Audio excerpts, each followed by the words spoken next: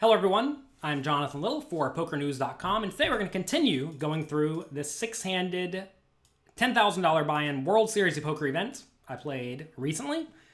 Here we're facing a raise from a player in the cutoff, and with Queen Jack offsuit, I am pretty much always going to 3-bet to about 3,300. He made 1,100, I'm going to make it 33. This is a situation where your calling range should be mostly hands that flop very, very well. So, how does Queen Jack offsuit flop? I think the answer is generally just not that good.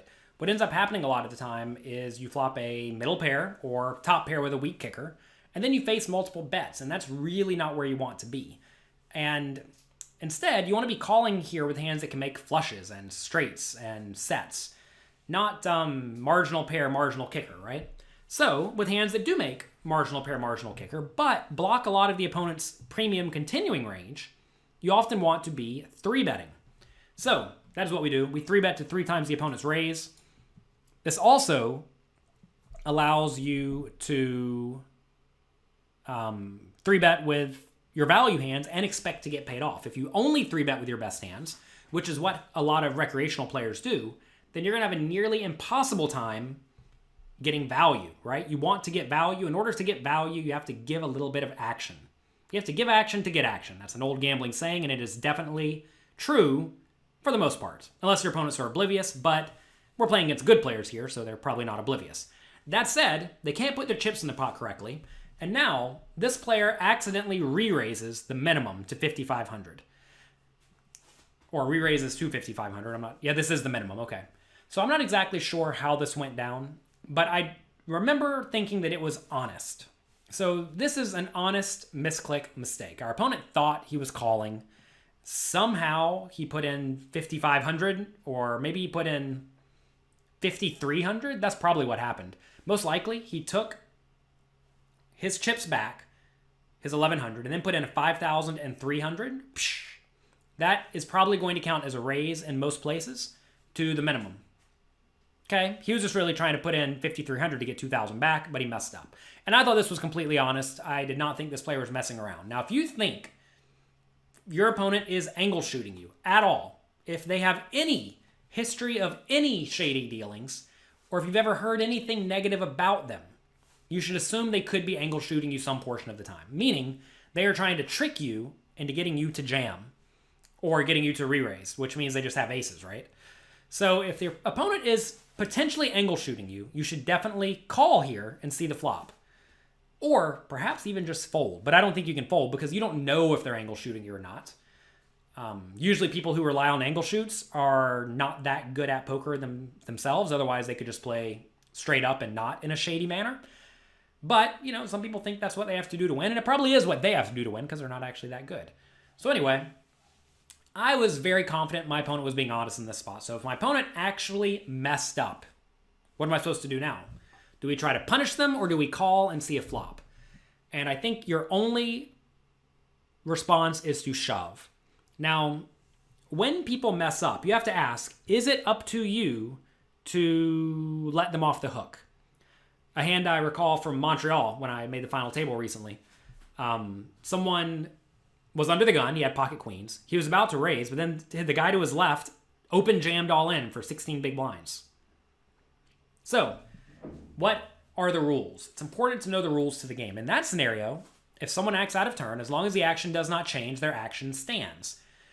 Now, for some reason, tournament directors think that calling is not changing the action.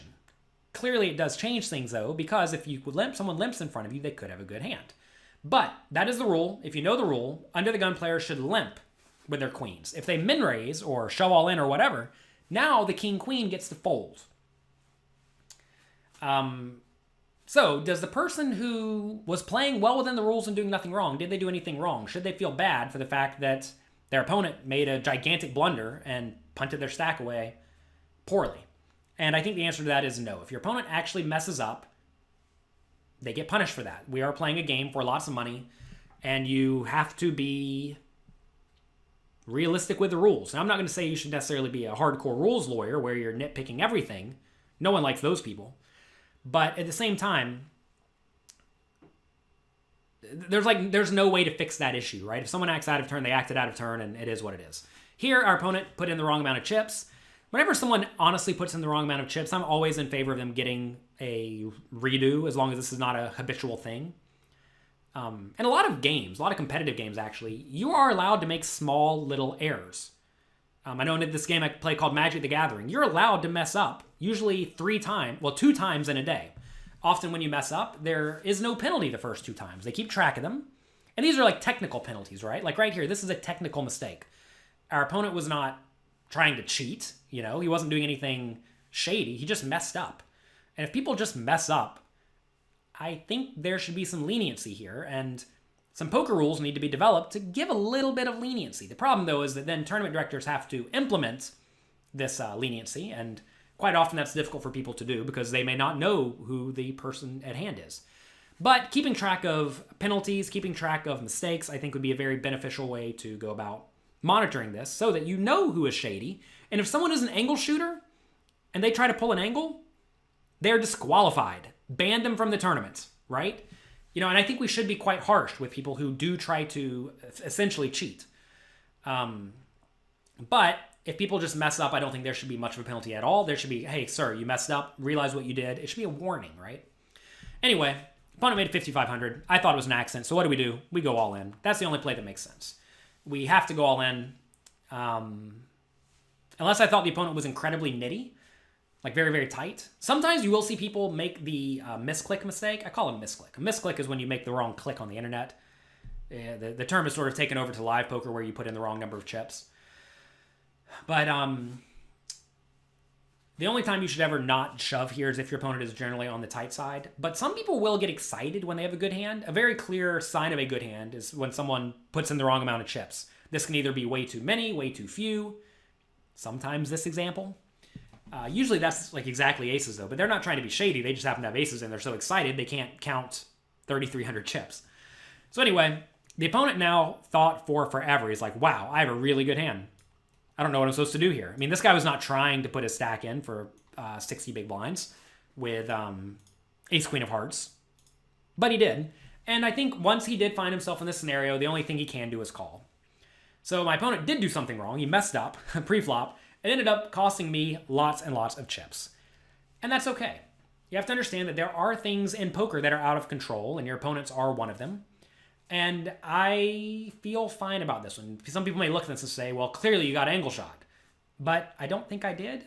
Even when people mess up, sometimes they're allowed to wake up with a pretty good hand. Like if you have ace queen, it's not like you're trying to get all your money in a $10,000 buy-in tournament against someone who is playing a reasonable 3-bet strategy.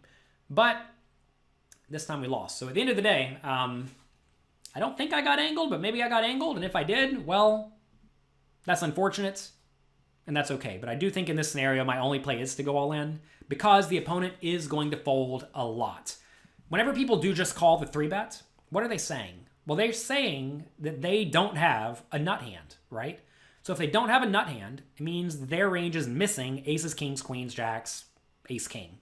Whereas my range still has it. So when my opponent does try to just call my 3-bet, their range is all marginal, like good marginal hands. But my range still contains all of the nuts. Aces, kings, queens, jacks, ace, king, right? So knowing that, I have a range advantage most likely, unless I'm bluffing too much, which may or may not be the case. And I think I need to go all in. I did. This time it didn't work out, and that's okay. So that's going to be it for today for PokerNews.com. Make sure you go to Poker News, read all their articles. They send people all around the world to cover poker. Think about how cool that is, right? To play a game that actually has people flying around the world to report on it, right? They do that for the poker community. They do it for you. They do it for me. And I appreciate them. So go check out Poker News. Give them a follow. They will be very appreciative. I've been making videos, these videos, for Poker News for a little bit more than 3 years now, right? And I'm very happy to do that. It's something I do purely for the community. Spoiler alert, I don't get paid anything, and I just like doing it because I enjoy helping people. The poker community is full of a lot of good people, some bad people, but mostly good people, and I highly suggest you support the people who are working hard to do good things to build up poker. Do not support the people who are trying to tear down poker.